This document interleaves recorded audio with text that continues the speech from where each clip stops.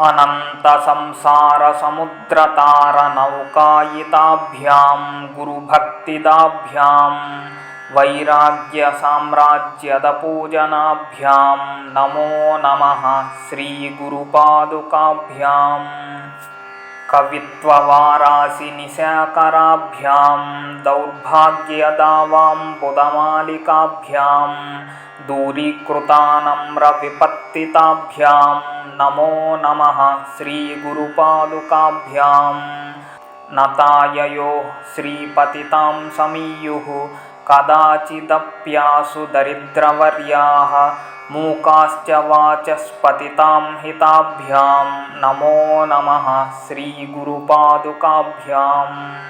नालीकनीकाशपदाहृताभ्यां नानाविमोहादिनिवारकाभ्यां नमज्जनाभीष्टततिप्रदाभ्यां नमो नमः श्रीगुरुपादुकाभ्याम्।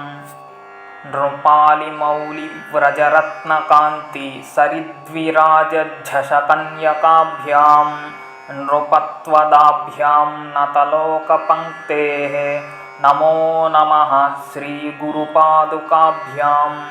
पापान्धकारार्कपरम्पराभ्यां तापत्रयाहीन्द्रखगेश्वराभ्यां जाड्याभिसंशोषणवाडवाभ्यां नमो नमः श्रीगुरुपादुकाभ्याम्। शमादिषट्कप्रदवैभवाभ्यां समाधिदानव्रतदीक्षिताभ्यां रमाधवाङ्घ्रिस्थिरभक्तिदाभ्यां नमो नमः श्रीगुरुपादुकाभ्याम्। स्वाच्चापराणामखिलेष्टदाभ्यां स्वाहा सहायाक्षधुरन्धराभ्यां स्वान्ताच्छभावप्रदपूजनाभ्यां नमो नमः श्रीगुरुपादुकाभ्याम्।